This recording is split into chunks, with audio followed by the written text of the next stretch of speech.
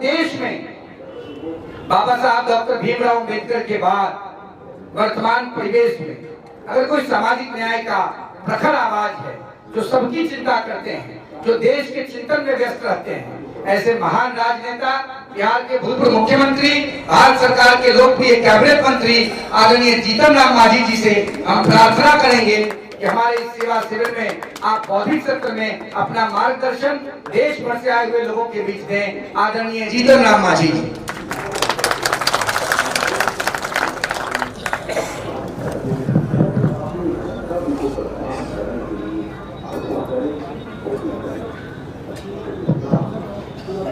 सबसे पहले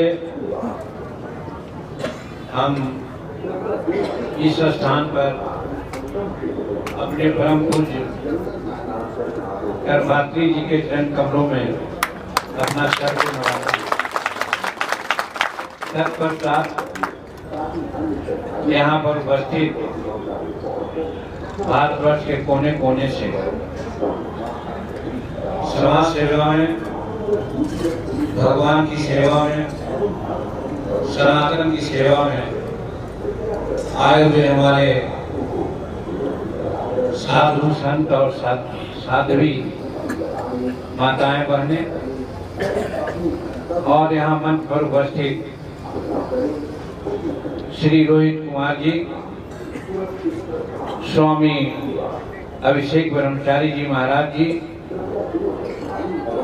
देवेंद्र कुमार जी, आचार्य सत्यम जी, अभिराम त्रिपाठी जी, और जैसा कि बताया गया हमारे बाएं साइड में उपस्थित हमारी धर्मपत्नी श्रीमती शांति देवी जी और बाएं बाजू में हमारी दो पुत्रियां, एक पुष्पा देवी जी और दूसरा देवी जी और अन्य समाज सज्जन में हम भाव विह्वल इस माने में हैं, व्यक्तिगत विचार कुछ हो सकता है, लेकिन आज जैसा कि सुनने में आया है कि लगभग 60 करोड़ के आसपास भारतवर्ष के कोने कोने से और विदेशों से भी आकर के इस संगम में स्नान किए हैं। एक कुंभ नहीं, महाकुंभ कहा गया इसे। 2025 का यह महाकुंभ है। स्नान लोग किए, हो सकता है इस स्नान को महज एक साधारण स्नान में लोग मान सकते हैं, लेकिन हम कई एक माने में इस स्नान को महास्नान कहते हैं, महास्नान की संज्ञा देते हैं। और इसका कारण कि आज हम लोग वैसे 21वीं शताब्दी में गुजर रहे हैं और अपने को बहुत उन्नत विज्ञान से विभूति, ज्ञानी विज्ञानी सब अपने को मानते हैं। लेकिन एक प्रश्न मेरे हाथ में दिमाग में आता है, एक प्रश्न दिमाग में आता है। आज आपके सामने मैं कहूं तो 80 वर्ष के लोग हम हैं, 10 वर्ष का तो बात याद नहीं है, लेकिन पिछले 70 वर्ष की बात याद आती है। मैं देखता हूं बहुत गौर से कि इस 70 वर्ष में ही हम लोगों में कितना परिवर्तन हो गया। इस परिवर्तन को लोग लेकर के बहुत खुश भी होते हैं। हमें ज्ञान और विज्ञान में चमत्कार कर दिया, हम राजनीति में उत्तम पद प्राप्त कर लिया, लेकिन हमारी सोच कुछ दूसरी होती है। और वो कब होती है जब सनातन धर्म को हम अपने ध्यान में लाते हैं। सनातन धर्म घने कालांतर में आकर के कुछ लोगों ने इसको बदनाम करने का प्रयास किया, और नहीं तो सनातन धर्म में सभी जो भगवान के जीव होते थे, भगवान के बनाए हुए प्राणी होते थे, पशुएं होती थी, उस सबों में एकता, समानता और प्रतिष्ठा की बात आती थी। कोई एक दूसरे को अपने से भिन्न नहीं मानते थे। और तब हमारा भारत जगत गुरु कहलाता था। हम धन्य धान्य से पूर्ण थे, हम स्वस्थ होते थे। और मैं तो आपके सामने जरूर प्रथम बार बोल रहा हूँ, लेकिन पहले भी जहाँ भी मेरी बातें इस तरह की आती है तो हम दो बात जरूर करते हैं। गौर करने की बात है, आज से 200 साल पहले, 300 साल पहले जो हमारे पूर्वज हुआ करते थे, और उससे भी पहले की बात सोचिए, जो विभिन्न सभ्यताओं में हम देखते हैं, तो मनुष्य जिसको ह्यूमन बीइंग्स अंग्रेजी में लोग कहते हैं, उसकी लॉन्गेविटी यानी जीवन काल 125 वर्ष की होती है। 100 वर्ष तो अभी भी 1-2-4% के लोग करते होता है, लेकिन उस समय 70% लोगों की आयु 100 वर्ष से ऊपर हुआ करते थे। अब मेरे भाई बहन, ये सोचने की आवश्यकता है कि आखिर उनकी आयु 125 वर्ष क्यों होती थी, और आज भले कोई आदमी 95 वर्ष हो जाए, कोई 100 वर्ष हो जाए, लेकिन जो सरकारी डाटा है उसके तहत एवरेज आयु 70 वर्ष की हो गई। माने 70 वर्ष के बाद हम दुनिया छोड़ते रहे। सोचना होगा कि क्या कारण है, एक तरफ। दूसरी बात ये भी हमारे दिमाग में आती है,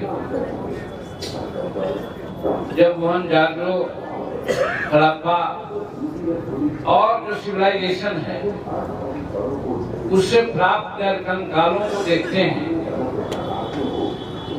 तो मनुष्य की ऊंचाई 7 फीट और 8 फीट हुआ करती थी।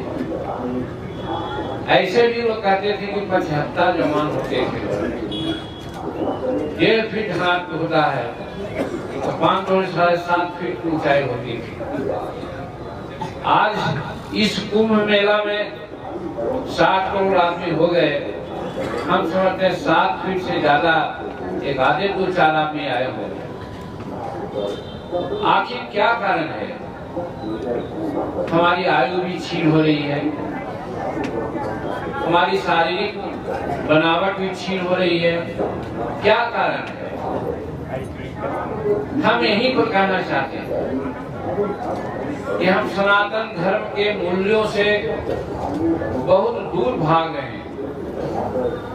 हम अपने मन में क्लेश और दुर्भावना की बात ला रहे हैं, जिससे हमारा ब्लड खराब हो रहा है, हमारी मानसिकता खराब हो रही है, हर तरह से मेरा हरास हो रहा है। एक कारण ये भी, और सनातन धर्म में इसमें कहीं कोई जगह नहीं थी।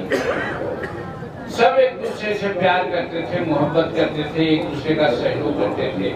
सबसे बड़ा सनातन का यही चिन्ह है, यही मर्ज है, हम जो कहना चाहते हैं। इसके चलते आज हमारी ये स्थिति हो रही है। और दूसरी बात,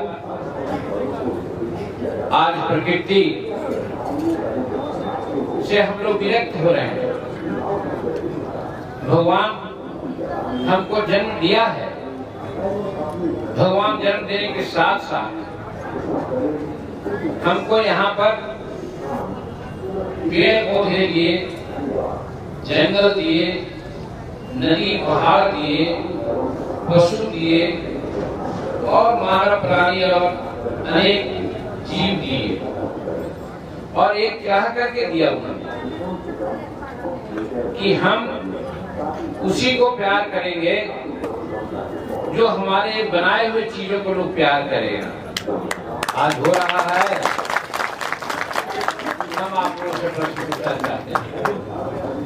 आज नहीं हो रहा है, और नहीं हो रहा है तो प्रकृति अपना रूप दिखा रही है। आज हमारे पूर्वज कोई बुद्धिहीन थे जो गौ की पूजा करते थे, पहाड़ की पूजा करते थे, पेड़ों की पूजा करते थे, नदियों की पूजा करते थे। अर्थ ये था कि प्रकृति के रक्षक हम होते थे, प्रकृति के भक्षक नहीं होते थे। तब हमारी आयु 125 वर्ष होती थी और हम 5.5 साल के जवान होते थे। लेकिन आज उसके विपरीत हम आज हो गए हैं। तो आज प्रकृति अपना भी चाल चल रही है। तो हमारा कहना है, हमारे सनातन में इस बात की कहीं कोई गुंजाइश नहीं थी। यह है कि हम प्रकृति का दोहन करें। तो इस तरह की विवाद को लेकर के अगर हम चलते हैं तो हमें सचेत होने की जरूरत है। आज हमने गंगा में स्नान किया, डुबकी लगाया, करोड़ों लोग डुबकी लगाए, लेकिन आस्था है, हमारा देश आस्था का है। आस्था के कारण हम डुबकी लगाया। लेकिन सत्य माने में पूछिए कि आज से 100 वर्ष पहले जो गंगा की अविरलता थी, स्वच्छता थी, निर्मलता थी, आज है क्या? आज नहीं है। उसका कारण हम ही लोग हैं। यही सनातन धर्म से च्युत हम लोग हो रहे हैं। नदियों के चरित्र को भी बर्बाद कर रहे हैं। और यही कारण है कि वैज्ञानिक कहता है कि भले हम लोग गंगा में स्नान करने गंगा का पानी पी लें, लेकिन गंगा फरक्का जाते जाते, बंगाल जाते जाते उनका पानी पीने लायक नहीं होता है। हमारा कहना है कि एक तरह सनातन से अलग होकर हम भाई भाई में प्रेम और मोहब्बत और सौहार्द, मानवता, सहिष्णुता करना हम लोग त्याग रहे हैं। दूसरे तरफ प्रकृति से खिलवाड़ कर रहे हैं, जो सनातन धर्म का मूल तत्व है, और जिसके चलते आज हमको ये सब सहन करना पड़ता है। आज बहुत चर्चा है, वैज्ञानिक लोग करते हैं मेरे भाइयों पर, कि विश्व उष्णता चल रही है, ग्लोबल वार्मिंग चल रही है। बहुत से वैज्ञानिक ये कहता है कि इस सदी के अंत होते होते 3-4 डिग्री सेल्सियस हमारी धरती की गर्मी बढ़ जाएगी। और अगर 3-4 डिग्री सेल्सियस अगर गर्मी बढ़ी तो न जीव रहेगा, न जंतु रहेगा, न हम रहेंगे, न आप रहेंगे। मतलब हम अपने कारकों से भगवान के द्वारा, ब्रह्मा के द्वारा रचित दिया हुआ ये पृथ्वी को हम लोग नाश कर रहे हैं, बर्बाद कर रहे हैं। सनातन यही और इंगित करता है, समझो, नहीं तो बर्बादी होने से तुमको कोई नहीं रोकेगा। इसलिए सनातन धर्म का महत्व पढ़ा जाता है। मजाक करते हैं, धार्मिक है, पुजारी है, फलना है, भले ठीक है, बहुत लोग गलत ढंग से प्रेषित करते हैं, लेकिन इसका कतई मतलब नहीं कि कहीं सनातन में कोई दोष है। इसलिए मेरे भाइयों को ये 2-3 चीज की चर्चा किया जो समझने की चीज है, आए दिन देखने का चीज है। और दूसरे रूप में हम पढ़े नहीं है, पढ़ने का मौका भी नहीं, और बहुत समाजी कारणों से भी हमको विरत रखा गया है। लेकिन कहीं पढ़े हैं कि बहुत भाग्यवान मुस्कन पावा, बहुत भाग होता है तब मुस्कन पावा। और मनुष्य जन्म में मनुष्य लेकर के अगर हम ईश्वर की बात को न माने, सनातन धर्म की बातों को नहीं माने, तो हम तो चलते फिरते राक्षस हैं, आदमी अपने को खाने लायक नहीं है। इसलिए हम कहना चाहते हैं कि आज आवश्यकता है सनातन को समझने का, भगवान के इशारा को समझने का। और यही इशारा नहीं कि हम भी आए हैं यहाँ डुबकी लगाया, क्योंकि हमें जानने वाला भी हजारों हैं। समझें कि मांझी जी जरा कदा जो कोमापंथी हैं,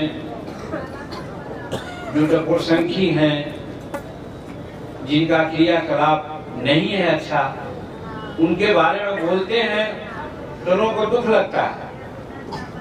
लेकिन इसका कतई मतलब नहीं कि वास्तविकता से हम दूर हो जाते हैं। भी मानव है, हमें भी आस्था है, हम भी प्रभु सत्ता में विश्वास करते हैं। इसीलिए आज यहाँ आए भी हैं। और अभी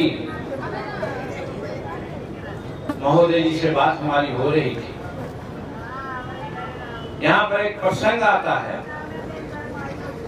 कि जहाँ से मैं आया हूँ, हमारे बच्चे, हमारे परिवार भी यहाँ पर हैं उपस्थित। आज भी मुझे नहीं लगता कि कैसे मैं यहाँ आ गया हूँ। न मैं कोई अध्याय किया, न कुछ स्वाध्याय किया, न कहीं योग किया, नहीं कोई नमस्कार किया। आखिर क्या बात है? तब यहाँ पर बात आ जाती है, लोग कहता है पुनर्जन्म की बात की, तो पुनर्जन्म में पहले जन्म में कुछ अच्छा किया। तो ये भी अगर समझ ले लोग तो अभी से सुधर सकता है कि आज तुम काम करोगे, इसका फल तुमको आगे आने वाला जीवन भी मिलेगा। इसीलिए भाई, भगवान की इशारा को समझो, काम करो, और काम करोगे तो निश्चित है कि इसका फल मिलेगा। और यहीं पर कई एक योग होता है, कोई पूजा पाठ करते हैं, कोई मनी मनी याद करते हैं, कोई कुछ नहीं करते हैं, उनके बातों को याद करते हैं। हम अपने में तीसरे कैटेगरी को लोग मानते हैं। हम कहते हैं कि अगर आदमी को हम अगर गाली देंगे तो गाली हमको भी पड़ेगी, इसलिए अगर आदमी को गाली नहीं देना चाहिए। दूसरे को कोई बुराई हम करें तो हमारा भी, हमें से भी कोई बुराई लोग करने लग जाएगा, इसलिए बुराई नहीं करना चाहिए। और फिर भगवान की वो बातें कि हमने भी तुमको बनाया है, सारी चीजों को भी बनाया है, हमारे द्वारा बनाए हुए चीजों को अगर तुम याद रखोगे तो हम भी तुमको प्यार करेंगे, प्रतिष्ठा करेंगे। फिर हम क्यों भूल जाते हैं? इसलिए मानवता की सेवा बहुत बड़ी बात है, और मानवता की सेवा का बहुत रूप है। जैसा मैंने अभी कहा, प्रकृति को अक्षुण्ण रखना, प्रकृति के दिए हुए चीजों को बरकरार रखना, उसकी उपयोगिता को समझ करके उपयोग में लाना, ये सारी बातें ऐसी है जो समझने की चीज है, अनुभव करने की चीज है। और ये सही बात है, जो ज्ञानी आदमी है वो ज्ञान से सारा काम कर लेते हैं। तो आज सही बात है कि जब हम यहाँ आए हैं करोड़ों करोड़ लोग डुबकी लगाए हैं। हालांकि इसके बारे में कुछ लोग अभी जैसा कह रहे थे हमारे आचार्य कुछ बोलते हैं। अभी सुना बंगाल के चीफ मिनिस्टर बहन ममता जी बोली कि वो कुंभ नहीं है, वो क्या क्या तो दूसरा शब्द बोली, हम बोलना नहीं आता है। वो हमारा कहना है कि आज योगी जी और प्रधानमंत्री नरेंद्र मोदी जी जो इस महाकुंभ के माध्यम से काम करके दिखलाया है, वो संसार के लिए नमूना है। संसार में ऐसा कहीं कोई स्थान नहीं जहाँ 60 करोड़ लोग एकत्र हो और इस कदर शांतिपूर्वक काम हो जाए, जहाँ खाने पीने की व्यवस्था, रहने की व्यवस्था, उपचार की व्यवस्था, सफाई की व्यवस्था, सब कुछ अपने कामों से हम बढ़ा जाते हैं। हम अभी आ रहे थे गाड़ी से, तो बार बार हम ड्राइवर से कह रहे हैं कि देखिए जबरदस्ती पार कर रहे थे, मोटरसाइकिल से पार कर रहे थे, अगर हमारा ड्राइवर ब्रेक नहीं लेता तो एक्सीडेंट, तो ये कोई व्यवस्था का दोष है। हमको पेशेंस रखना चाहिए, सब्र रखना चाहिए, जाने का आने का सीखना चाहिए। ठीक है, अगर हम थोड़ा देरी में जाएंगे, अगला आदमी चल जाए तो अच्छा है। कोई जो फौरन कदम से आया है, जाने दो उसको, हम भी जाएंगे। अगर ये बात रहे तो कभी नहीं हो सकता है। ट्रेन में आज क्या हो रहा है, हम लोग समझ रहे हैं कि महिला हमारे लिए कुछ है।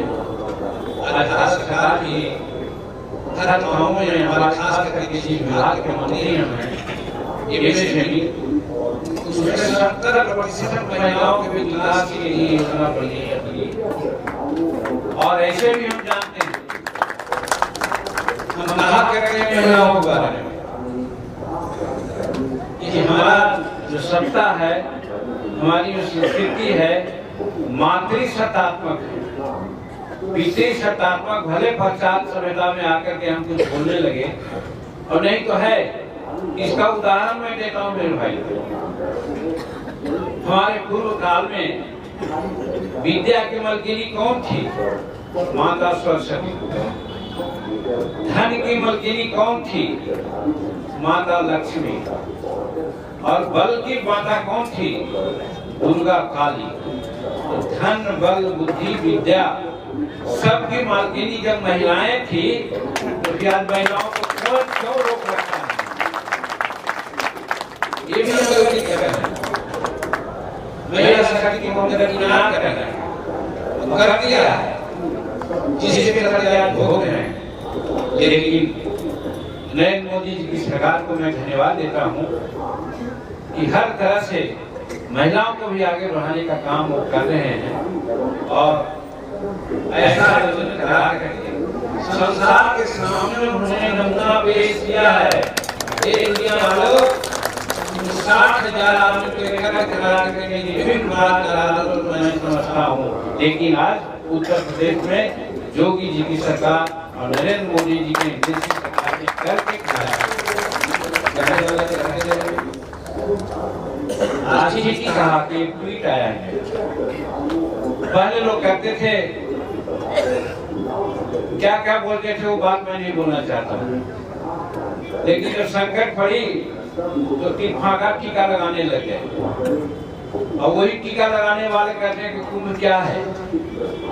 हमारा कहना यही है कि भले आपके लिए कुंभ कुछ नहीं हो, लेकिन मैं तो मानता हूँ कि आस्था का देश है, आस्था पर टिका है।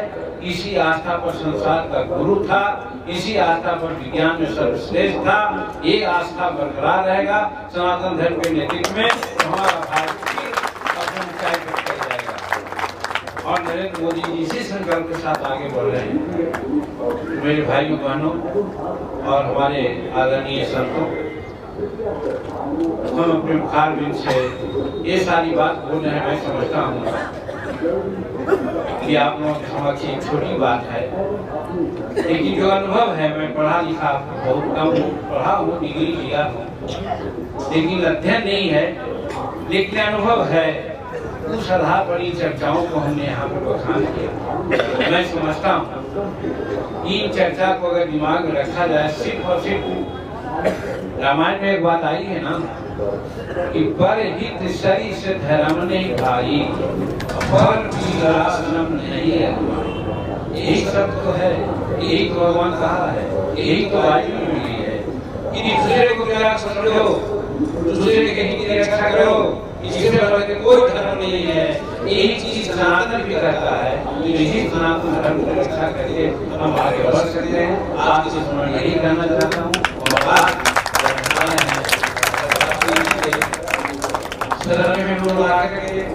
इनका आन ग्रहण किया है, उनके शिष्यों, महान शिष्यों के माध्यम से जो श्रद्धा प्रेम मिला है, इसके लिए हम बहुत बहुत आभारी हैं। और हमारे ऐसे छोटे चीजों की बात आप लोग मन लगा के सुने, इसके लिए भी हम बहुत आभार व्यक्त करते हैं और भगवान से प्रार्थना करते हैं कि भगवान सद्बुद्धि दे सबको और विश्व का कल्याण हो और सनातन धर्म फिर यही हमारी उम्मीद है, यही हमारी अपेक्षा है। बहुत बहुत धन्यवाद। बहुत बहुत धन्यवाद। परमादरणीय माननीय मंत्री श्री जीतन राम मांझी जी, मोहनजोदाड़ो से लेके ancient history, medieval India, modern India और अपकमिंग इंडिया, भारत के 4 खंड को आपने विशेष रूप से हम सबों के बीच रख दिया। आपका मार्गदर्शन संत समाज के लिए, आम जनमानस के लिए और हम जैसे नौजवानों के लिए मील का पत्थर साबित होगा। हम आपका हार्दिक धन्यवाद और आपका अभिनंदन करते हैं। भारतीय जनता पार्टी का सदस्य बनने के लिए 8800002024 पर मिस्ड कॉल करें। निवेदक भारतीय जनता पार्टी बिहार।